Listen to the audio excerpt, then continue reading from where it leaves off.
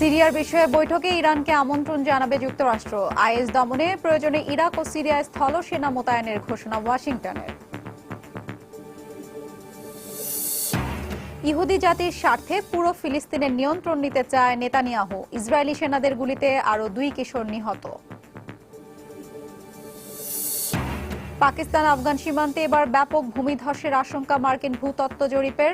ভূমিকম্পে নিখোঁজদের সন্ধানে উদ্ধার তৎপরতা জোরদার। এবং ইউরোপীয় দেশগুলোকে শরণার্থী ভাগ করে নেয়ার প্রতিশ্রুতি কার্যকরের আহ্বান জাঙ্কারের। সীমান্তে সংকট সমাধানে অস্ট্রিয়ার সঙ্গে সমন্বয়ের কথা জানালো জার্মানি।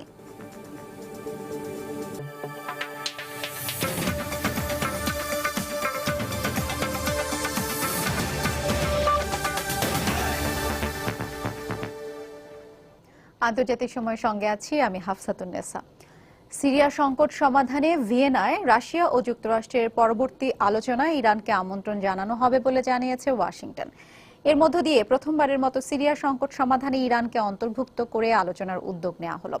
গত সপ্তাহে ইরানকে আলোচনার টেবিলে আমন্ত্রণ জানানোর বিষয়ে রুশ আহ্বানের পরই এমন পদক্ষেপের ঘোষণা দিল যুক্তরাষ্ট্র।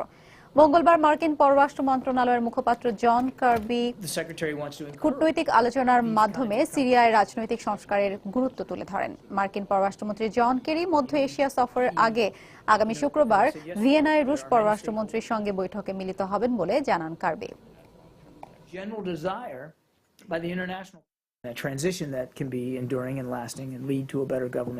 সিরিয়া সংকট সমাধানে এই মুহূর্তে দেশটিতে রাজনৈতিক সংস্কারের একটি চূড়ান্ত খসড়া প্রণয়ন করা দরকার। সিরিয়া বিষয়ে ভিয়েনায় পরবর্তী বৈঠকে এই বিষয়টি গুরুত্ব পাবে। বৈঠকে অংশ নেওয়ার জন্য ইরানকেও আহ্বান জানানো হবে। এখন তারা এতে যোগ দেবে কি দেবে না সেটা তাদের ব্যাপার।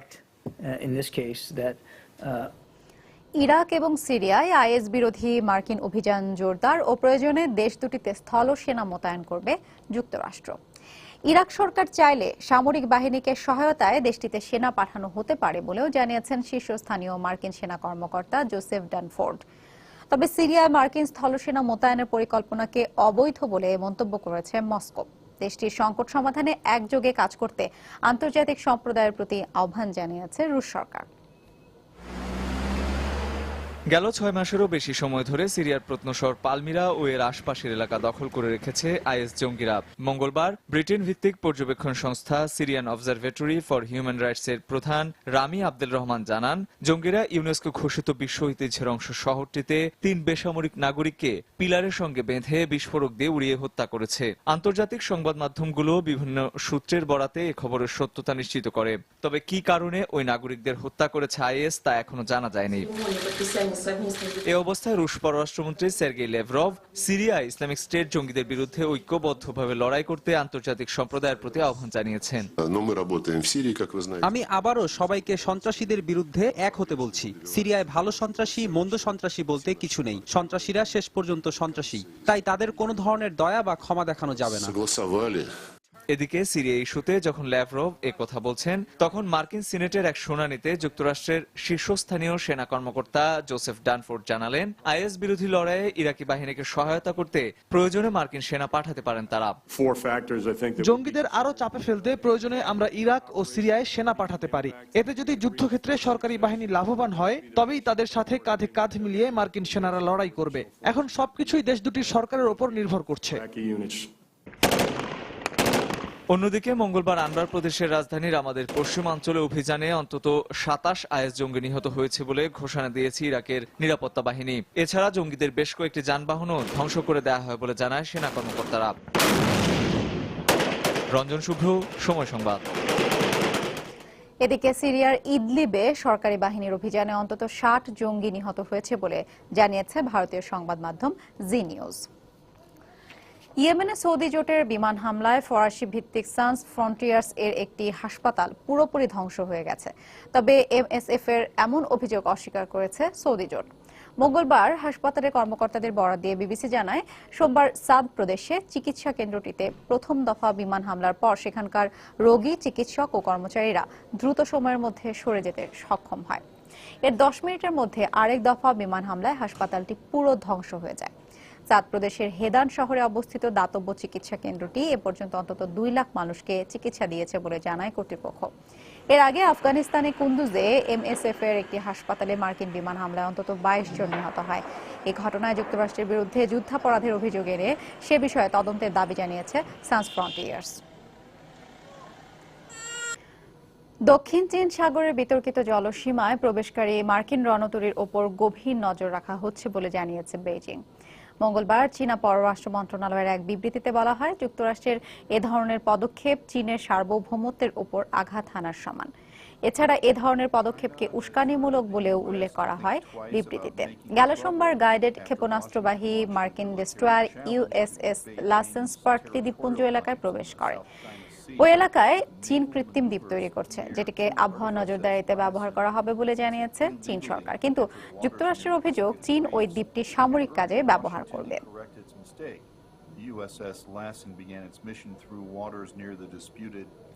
কঠোর নিরাপত্তার মধ্য দিয়ে ভারতের বিহারের 6টি জেলার 50টি আসনে ভোট গ্রহণ চলছে। বিধানসভার 5 দফা নির্বাচনের তৃতীয় দফার ভোট নেওয়া হচ্ছে আজ। সকাল 7টায় শুরু হয়ে ভোট গ্রহণ চলবে বিকেল 5টা পর্যন্ত। এই নির্বাচনে বেশ কয়েকটি স্থানীয় দল অংশ নিলেও বিজেপি নেতৃত্বাধীন এনডিএ জোট ও জনতা দলের মধ্যে হাড্ডাহাড্ডি লড়াইয়ের আভাস পাওয়া যাচ্ছে। তৃতীয় দফায় রাজ্যের পাটনা, ভোজপুর, বুকসার, নালন্দা ও সরন জেলায় ভোট গ্রহণ অনুষ্ঠিত হচ্ছে। আগামী 5ই নভেম্বর পঞ্চম ও সর্বশেষ দফা ভোট গ্রহণের পর গণনা হবে 8ই নভেম্বর। বিহারে বিজেপির জয় পরাজয়কেই মোদী সরকারের জনপ্রিয়তার মাপকাঠি হিসেবে বিবেচনা করছেন বিশ্লেষকরা।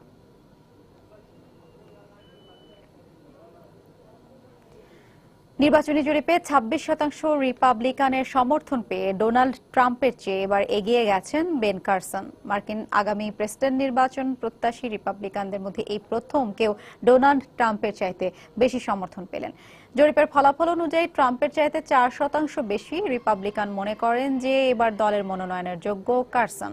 অন্যদিকে ট্রাম্প কারসনের তুলনায় ফ্লোরিডার সিনেটর রুবিওর জনপ্রিয়তা মাত্র 8%।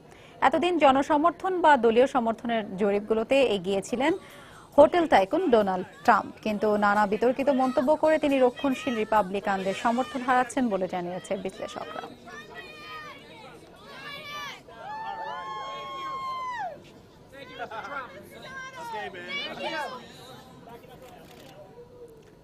ইউরোপিয়ান কমিশনের প্রেসিডেন্ট জন-ক্লদ জাঙ্কার ইইউভুক্ত দেশগুলোকে কোটার ভিত্তিতে শরণার্থীদের ভাগ করে নেওয়ার প্রতিশ্রুতি কার্যকর করার আহ্বান জানিয়েছেন। শরণার্থী সমস্যা সমাধান ও সমন্বয়ে নিয়মিত অস্ট্রিয়ার সঙ্গে যোগাযোগ রাখছেন বলে জানিয়েছেন জার্মান চ্যান্সেলর অ্যাঙ্গেলা মার্কেল। শরণার্থী সমস্যা সমাধান ও সমন্বয়ের ক্ষেত্রে সমালোচনার সম্মুখীন হওয়ার পর তিনি একথা জানান। শীত উপেক্ষা করে মঙ্গলবার প্রায় 2000 শরণার্থী পায়ে হেঁটে ক্রোয়েশিয়া থেকে স্লোভেনিয়ায় পৌঁছায়। এরপর যুদ্ধবিধ্বস্ত সিরিয়া থেকে আসা এই শরণার্থীদের বাসে করে নিয়ে যাওয়া হয় কাছের একটি নিবন্ধন কেন্দ্রে। পরিচয় নিবন্ধনের পর তাদের পাঠিয়ে দেওয়া হবে অস্ট্রিয়া ও জার্মানিতে। এদিকে দক্ষিণ জার্মানিতে শরণার্থীদের প্রবাহ সমন্বয়ের ক্ষেত্রে অ্যাঙ্গেলা মার্কেল ব্যর্থ হয়েছেন বলে সমালোচনা করেছেন খ্রিস্টান সোশ্যাল ইউনিয়নের সিওফার। এর জবাবে চ্যান্সেলর অ্যাঙ্গেলা মার্কেল মঙ্গলবার বাভারিয়ায় সংবাদ সম্মেলনে বলেন, তারা অস্ট্রিয়ার সঙ্গে যোগাযোগ রক্ষা করে চলছেন। গত কয়েক সপ্তাহে শরণার্থীদের জন্য পশ্চিম বলকানের পথ সম্প্রসারণের পর থেকে অস্ট্রিয়ার সঙ্গে আমাদের নিয়মিত যোগাযোগ হচ্ছে। শুধু তাই নয়, অন্যান্য দেশগুলোর সঙ্গেও নিয়মিত যোগাযোগ অব্যাহত রয়েছে। গত সেপ্টেম্বরে ইউভুক্ত 28টি দেশে 1,60,000 শরণার্থী ভাগ করে নেওয়ার ব্যাপারে যে সিদ্ধান্ত নেওয়া হয় তা কার্যকর করার আহ্বান জানিয়েছেন ইউরোপিয়ান কমিশনের প্রেসিডেন্ট জন-ক্লদ জাঙ্কার। মঙ্গলবার ফ্রান্সের স্ট্রাসবার্গে ইউরোপিয়ান পার্লামেন্টে এ আহ্বান জানান তিনি। ইইউভুক্ত দেশগুলো অত্যন্ত ধীরগতিতে এগোচ্ছে। 9টি সদস্য দেশ আমাদের জানিয়েছে তারা শীঘ্রই 700 শরণার্থী আশ্রয় দেবে। তবে ভুলে গেলে চলবে না যে আমাদের 1,60,000 শরণার্থী নেওয়ার ব্যাপারে সিদ্ধান্ত হয়েছিল। এ দুইয়ের পার্থক্য কমিয়ে দ্রুতই সদস্য দেশগুলোকে তাদের প্রতিশ্রুতি কার্যকর করতে হবে। এদিকে ইউরোপে যাওয়ার উদ্দেশ্যে গ্রিস উপকূলে শরণার্থীদের ঢল অব্যাহত রয়েছে। গ্রিসের শরণার্থী বিষয়ক মন্ত্রী জানিয়েছেন তারা তাদের অস্থায়ী শিবিরে অতিরিক্ত 20,000 শরণার্থীকে আশ্রয় দেবে, আর এ লক্ষ্যে ইউরোপিয়ান ইউনিয়ন তাদের সহায়তা করবেন। শিরিন আক্তার, সময় সংবাদ। লিবিয়ার রাজধানী ত্রিপোলিতে একটি হেলিকপ্টার বিধ্বস্ত হয়ে অন্তত 12 জন নিহত হয়েছেন। দেশটির নিরাপত্তা বাহিনীর বরাত দিয়ে বিবিসি এই খবর জানিয়েছে। দেশটির একটি সশস্ত্র বিদ্রোহী বাহিনীর মুখপাত্র অভিযোগ করেছে, আল মায়া উপকূলীয় অঞ্চলে হেলিকপ্টারটিকে গুলি করে নামানো হয়।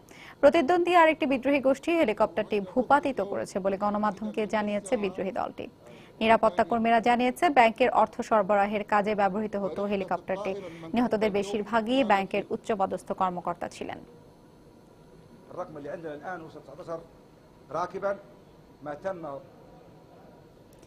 ব্রিক্সভুক্ত দেশগুলোর যৌথ উদ্যোগে স্থাপিত নিউ ডেভেলপমেন্ট ব্যাংকের সদস্যপদ পেতে চায় ইরান। সম্প্রতি ব্রাজিলের ইকোনমিক কাউন্সিলের সাথে এক বৈঠকে ব্রিক্স ব্যাংকের সদস্যপদ পাওয়ার ইচ্ছা প্রকাশ করেন ইরানের অর্থ প্রতিমন্ত্রী মোহাম্মদ খাজি। জুলাইতে রাশিয়ার উফা শহরে ব্রিক্স সম্মেলনে প্রতিষ্ঠিত হয় ব্যাংকটি। ব্রিক্সভুক্ত দেশগুলোর স্থিতিশীল উন্নয়নের কাজ করাই লক্ষ্য নিউ ডেভেলপমেন্ট ব্যাংকের। প্রাথমিকভাবে এ ব্যাংকের রিজার্ভ ছিল $5,000 কোটি, যা $10,000 কোটি নেওয়ার লক্ষ্যমাত্রা রয়েছে দেশগুলোর।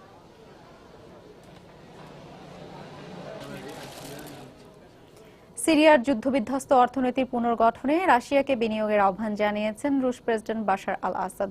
সম্প্রতি এক বার্তায় তিনি আরো বলেন, সিরিয়ার বিপর্যস্ত অর্থনীতি পুনর্গঠনে রাশিয়ার সাহায্য প্রয়োজন। এ কারণে রুশ কোম্পানিগুলোকে সিরিয়ার বিভিন্ন খাতে, বিশেষ করে জ্বালানি খাতে রুশ কোম্পানিগুলোকে বিনিয়োগের আহ্বান জানিয়েছেন তারা। বর্তমানে মস্কো আর দামেস্কের যৌথ বিনিয়োগে বেশ কিছু উন্নয়ন প্রকল্প রয়েছে।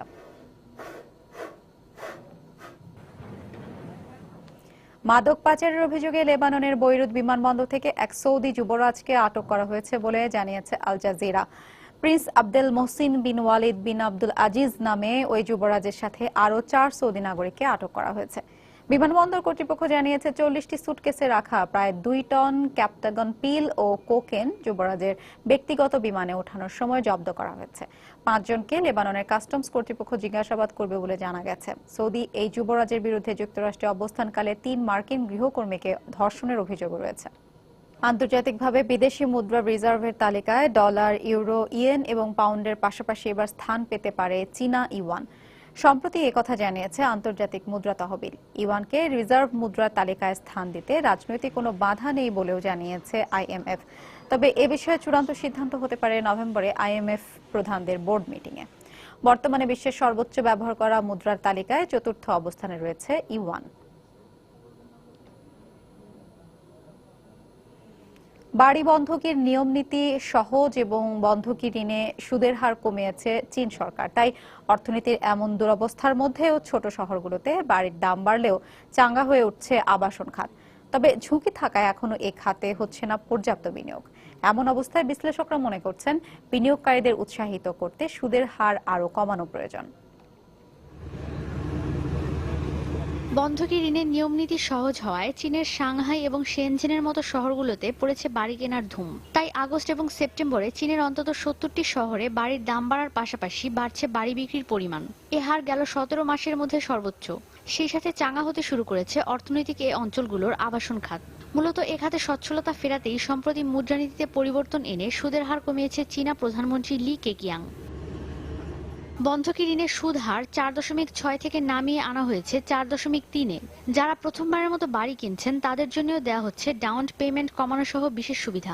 এরপরও দেশের অর্থনীতিতে স্থিতিশীলতা না থাকায় আবাসন খাতে বিনিয়োগে আগ্রহ দেখাচ্ছেন না বিনিয়োগকারীরা।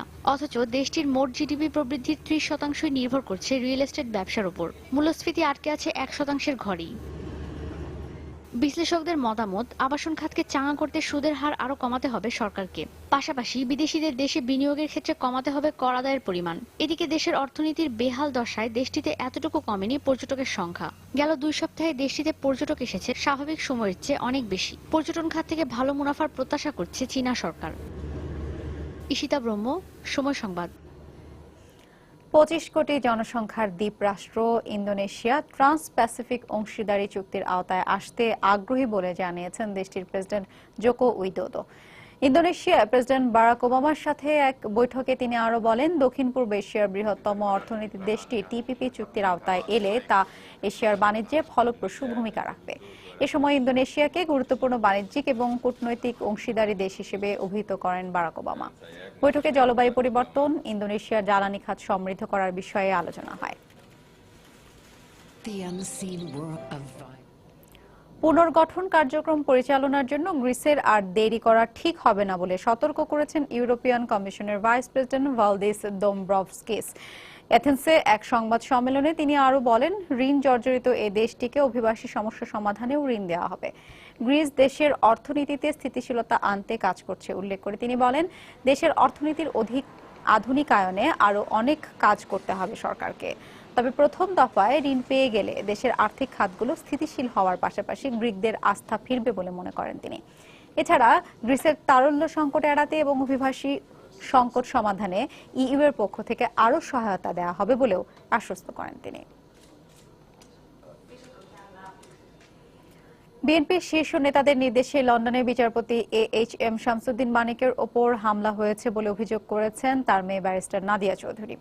পূর্ব লন্ডনে এক সংবাদ সম্মেলনে নাদিয়া দাবি করেন, বিএনপি চেয়ারপারসন বেগম খালেদা জিয়া ও দলটির সিনিয়র ভাইস চেয়ারম্যান তারেক রহমানের নির্দেশেই গত বুধবার তার বাবার ওপর হামলা চালানো হয়।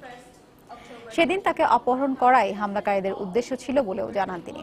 সংবাদ সম্মেলনে যুক্তরাজ্য আওয়ামী আইনজীবী ফোরামের শীর্ষস্থানীয় নেতারা উপস্থিত ছিলেন। মধ্য স্পেনের শহর টলেডো। ইউনেস্কো 1986 সালে এটিকে ওয়ার্ল্ড হেরিটেজ হিসেবে ঘোষণা করে। বিভিন্ন সময়ে মুসলিম, খ্রিস্টান ও ইহুদিদের আধিপত্য থাকায় একে 3 সংস্কৃতির শহরও বলা হয়ে থাকে। পুরো শহর জুড়েই দেখার মতো রয়েছে অনেক কিছু। এর মধ্যে সেন্ট মেরিস ক্যাথেড্রাল, এল গ্রেকো টেল, সেন্ডা ইকোলজিকা, সানাত ক্রুজ মিউজিয়াম উল্লেখযোগ্য। লন্ডন প্রতিনিধি শোয়েব কবিরের রিপোর্ট।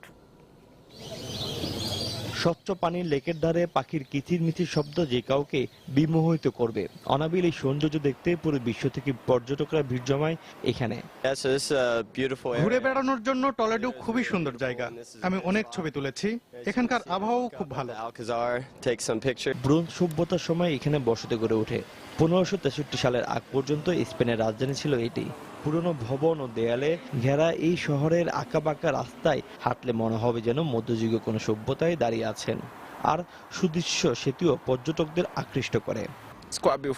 টলেডো দারুণ জায়গা। এ শহরের উঁচু উঁচু পাহাড়, সেতু, দোকান সবকিছুই দেখার মতো। আমি এখানকার অপরূপ দৃশ্য দারুণ উপভোগ করছি। শহরে ছড়িয়ে ছিটিয়ে থাকা দোকানগুলোতে সাজানো আছে মধ্যযুগীয় সভ্যতার দৃষ্টিনন্দন সামগ্রী। ছোট ছোট ট্রেনে 45 মিনিটে অনায়াসে এক নজরে দেখে নিতে পারেন নয়নাভিরাম শহরটিকে। আর এতে খরচ পড়বে মাত্র 4.5 ইউরো।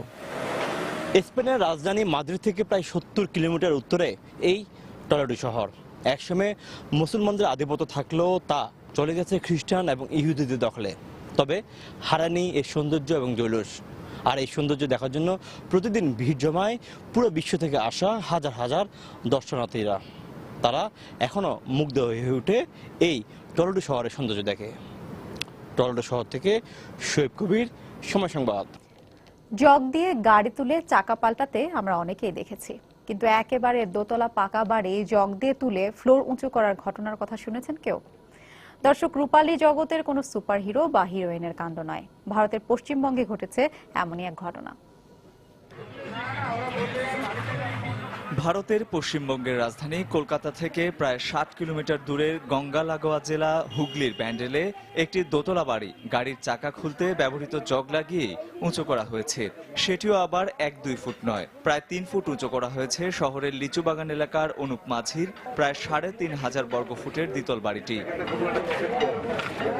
কেন এমন অভিনব কায়দায় বাড়ি উঁচু করতে হচ্ছে, এই প্রশ্নের উত্তরে ওই বাড়ির গৃহবধূ সুস্মিতা মাঝি জানান, 2 বছর আগে রাস্তায় জল জমে যাওয়া বন্ধ করতে পৌরসভা রাস্তা উঁচু করে। এর ফলে রাস্তার জল এসে বাড়িতে ঢুকে পড়ত। তাই এমন একটি পন্থা খোঁজা হচ্ছিল যেন বাড়ি না ভেঙে রাস্তা থেকে তা উঁচু করা যায়। পত্রিকা মারফত খোঁজ পাওয়া যায় এমন একটি সংস্থা রয়েছে যাদের কাজই হচ্ছে এই ধরনের বাড়ি উঁচু করে দেয়া। ওই গৃহকর্ত্রী আরো জানান, 3 লাখ টাকায় মাত্র 2 সপ্তাহের মধ্যে বাড়ি উঁচু করা হয়েছে। কখনো জল ঢুকেও ছিল আর কোন পিঁপড়ে ফুটোরুন থেকে জলটা একটু বেরিয়ে আসে। তারা প্রায় 20 বছর ধরে কাজ করছেন এবং এরা 100% গ্যারেন্টি দেবে যে তাদের কোনো কাজই আজ অবধি ফেলিওর হয়। তারপরে আমরা ডিসিশন নিলাম যে না, এটাকে খোলা যায়। বাড়িটি উঁচু করতে প্রায় 147টি জগ ব্যবহার করা হয়েছে। শুধু তাই নয়, সংস্থাটি গ্যারান্টি দিয়েছিল বাড়ি উঁচু করার সময় ইচ্ছা করলে বাড়ির লোকজন বসবাসও করতে পারবেন। আর উঁচু করার সময় বাড়ির একটি দেয়ালে সুতোর মতো কোনো চির ধরলেও পাওনা বাবদ নেওয়া টাকা মালিককে ফেরত দেওয়া হবে। সময় সংবাদ, কলকাতা। গ্রিস থেকে প্রায় ৩৫০০ বছরের পুরনো এক যোদ্ধার কঙ্কাল ও প্রচুর ধনরত্ন উদ্ধার করেছে মার্কিন প্রত্নতাত্ত্বিকদের একটি দল। গবেষকরা বলছেন ১৯৫০ সালের পর এত বিশাল অঙ্কের গুপ্তধন আর উদ্ধার হয়নি। বেসুমার ধনরত্নের ভান্ডার নিয়ে এতদিন কবরে শুয়েছিলেন সেই যোদ্ধা। সম্প্রতি তার ঘুম ভাঙালেন প্রত্নতাত্ত্বিকরা। কবর খুঁড়ে দেখা যায় যোদ্ধার পাশে ছড়িয়ে ছিটিয়ে রয়েছে ধনরত্নের সম্ভার। এমনকি তার শরীরেও সোনাদানা এবং নানা রকমের রত্ন পাথরের গহনা রয়েছে বলে জানিয়েছেন গবেষকরা। অক্ষত অবস্থায় উদ্ধার করা হয়েছে তার হাতের আংটি এবং গলার চেইন।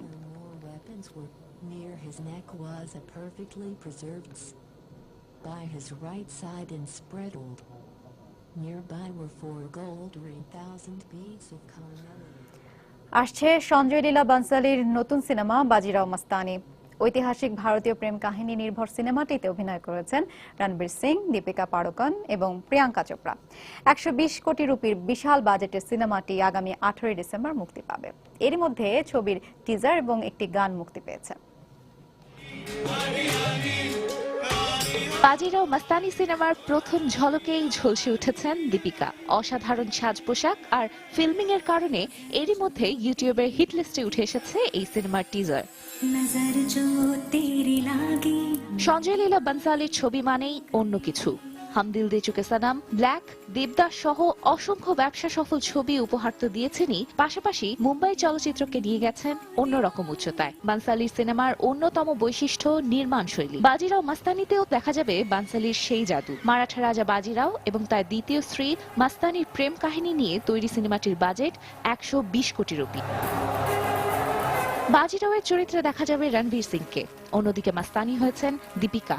আর বাজিরাওয়ের প্রথম স্ত্রী কাশীবাইয়ের চরিত্রে অভিনয় করেছেন প্রিয়াঙ্কা চোপড়া। সিনেমাকে ব্যতিক্রমী করতে যা যা প্রয়োজন তার কিছুই বাদ দেননি বানসালি। অভিনেতা রণবীর সিং এর প্রিয় ঢেউ খেলানো চুল ছাঁটিয়েছেন, প্রিয়াঙ্কা দীপিকার ওজনও বাড়িয়েছেন। এমনকি সেটে এতটাই কড়াকড়ি ছিল যে অভিনয় শিল্পী থেকে শুরু করে প্রোডাকশন বয়রা পর্যন্ত কেউই শুটিং চলাকালে মোবাইল বা ইন্টারনেট ব্যবহার করতে পারতেন না। আর সবাই যাতে সময় মাফিক সেটে উপস্থিত থাকে তার জন্য বিশেষ নোটিশও জারি করেন বানসালি। কেবল প্রযোজক পরিচালকই নয়, প্রতিটি দৃশ্য ধারণ সুনিপুণ করতে রণবীর, দীপিকা, প্রিয়াঙ্কা সহ সব কলাকুশলী তাদের অক্লান্ত পরিশ্রম ও সবটুকু প্রচেষ্টা ঢেলে দেন। একটি দৃশ্য ধারণ করতে দীপিকা ৩ ঘন্টা শুটিং করেছেন, এমন নজিরও আছে। তাই এখন কেবল বাজিমাত করার অপেক্ষায় বাজিরাও মাস্তানি।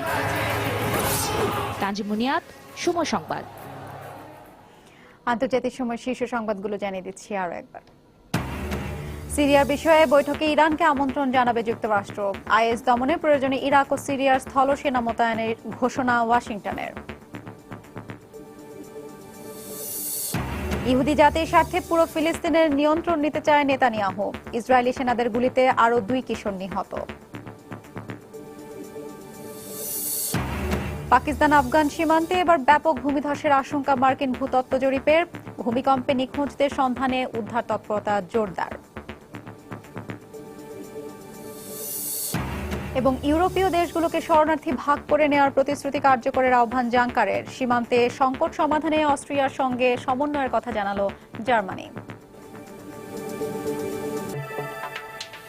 এই ছিল আন্তর্জাতিক সময়। যে কোনো খবর পেতে ভিজিট করুন সময়নিউজ.tv। সঙ্গে থাকুন সময়ের।